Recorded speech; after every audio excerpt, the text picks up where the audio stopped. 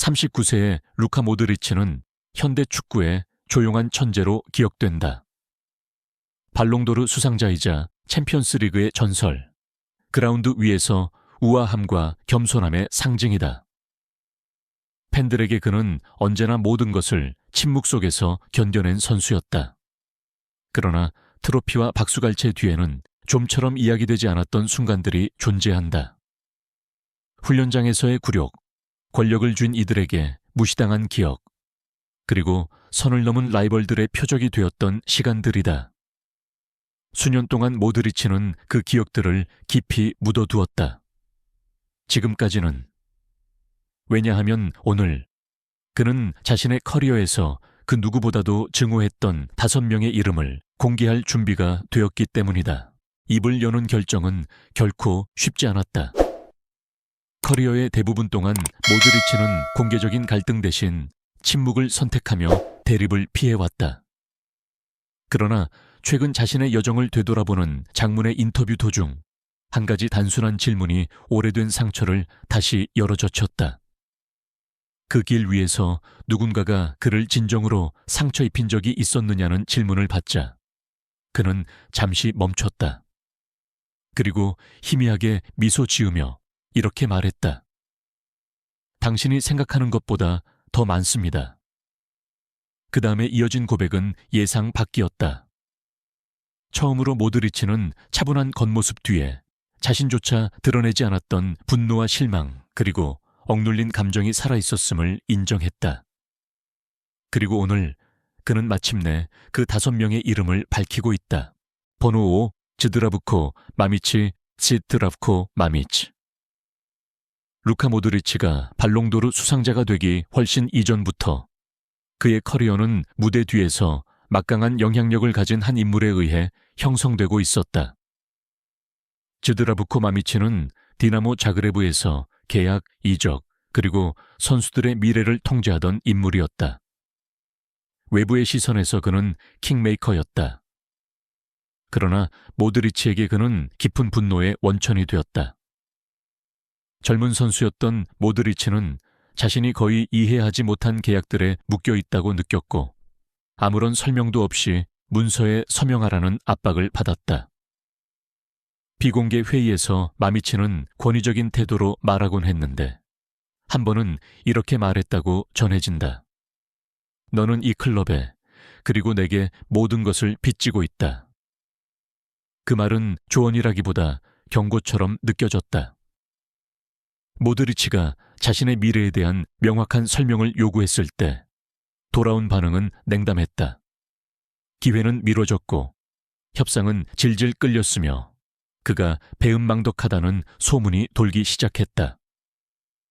수년 뒤 법적 분쟁과 스캔들이 터졌을 때 모드리치는 증언대에 서야 했고 잊고 싶었던 한 장면을 다시 살아내야 했다.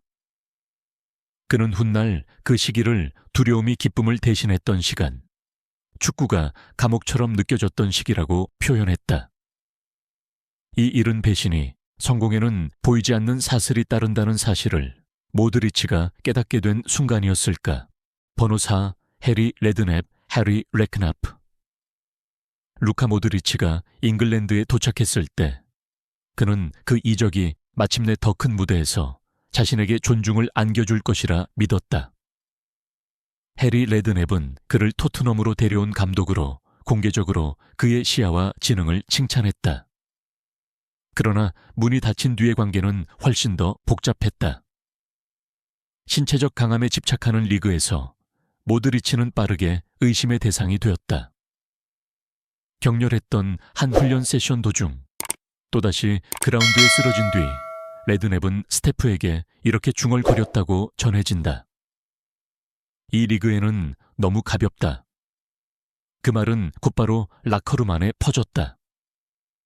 이후 경기들에서 모드리치는 더 뒤로 밀려났고 창의적인 자유를 박탈당한 채 표현이 아닌 생존을 강요받았다. 한 번의 큰 패배 이후 레드냅은 그를 직접 마주하며 말했다. 더 강해지지 않으면 여기서 오래 못 버틴다.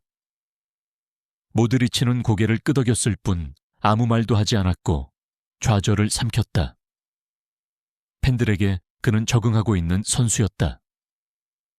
그러나 내면에서는 오해받고 드러난 기분이었다. 그 시기는 믿음이 얼마나 빠르게 회의로 바뀔 수 있는지를 그에게 가르쳐 주었다. 문을 열어준 사람이 그 안으로 들어선 순간 가장 먼저 의심하는 존재가 될 수 있다는 사실을 모드리치가 깨달은 순간이었을까. 번호 시임 세르기오 라모스. 루카 모드리치에게 증오는 단순한 라이벌 의식에서 비롯된 적이 없었다. 그것은 존중의 선을 넘어선 순간들에서 태어났다. 세르히오 라모스는 바로 그 선을 상징하는 인물이었다. 레알 마드리드에서 팀 동료로서 트로피와 영광을 함께했지만 그라운드 위에서 모드리치는 주장인 라모스의 또 다른 모습을 드러낸 몇몇 사건들을 결코 잊지 않았다. 중요한 챔피언스리그 경기를 앞두고 치러진 격렬한 훈련 경기 중 라모스는 태클을 시도하며 모드리치를 그라운드에 쓰러뜨렸다. 이어진 것은 침묵이었다. 사과 대신 라모스는 이렇게 소리쳤다고 전해진다. 일어나, 이건 발레가 아니야. 그 말은 충돌음보다 더 크게 울렸다. 경기에서 라모스의 무모한 태클들은 종종 모드리치를 노출된 상태로 만들었고 그는 다른 선수들을 향한 파울을 대신 감내해야 했다. 거친 엘 클라시코 한 경기 후 모드리치는 발목에 얼음을 대고 있는 모습이 포착되었고 그 근처에서 라모스는 스태프들과 웃고 있었다. 이후 모드리치는 한 팀 동료에게 이렇게 털어놓았다. 자기 사람들을 망가뜨린다면 승리는 아무 의미도 없어. 그 감정은 공개적으로 폭발하지도 격렬하게 드러나지도 않았다. 그러나 리더십이 때로는 무관심을 가리고 있다는 느낌과 함께 오래도록 남아있었다. 승리를 위해 싸우면서도 그 뒤에 남겨진 상처를 외면하는 사람을 과연 진심으로 신뢰할 수 있을까? 버누치, 조세 모리뉴. 루카 모드리치에게 갈등은 결코 고함이나 언쟁의 문제가 아니었다. 그것은 존엄성의 문제였다. 조세 모리뉴는 바로 그 경계를 시험한 감독이었다. 모드리치가 레알 마드리드에 도착했을 때 모리뉴는 처음에는 그의 지능을 높이 평가했다. 그러나 신뢰는 쉽게 흔들렸다. 중압감이 큰 경기들에서 모드리치는 아무런 설명도 없이 갑자기 벤치에 앉게 되었고 사이드라인에서 다른 선수들이 중원을 장악하지 못하는 모습을 지켜봐야 했다. 한 차례 챔피언스리그 무승부 이후 모리뉴는 탈의실에서 그를 마주하며 이렇게 말했다고 전해진다. 루카, 너는 아름답게 플레이한다. 하지만 아름다움이 항상 전쟁을 이기지는 않아. 그 말은 깊이 찔렀다. 훈련은 점점 차가워졌고 전술 지시는 갑작스럽고 거의 무시하는 듯한 어조로 바뀌었다. 어느 한 번 모드리치가 자신의 포지션 역할에 대해 의문을 제기하자 그는 이렇게 잘려나갔다. 지시받은 대로 해. 언론 앞에서는 모리뉴가 그를 옹호했다. 그러나 사적으로는 거리가 점점 벌어졌다.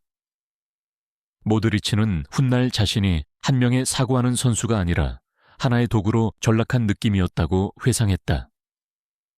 그는 순응했고 침묵을 지켰으며 폭풍이 지나가기를 기다렸다.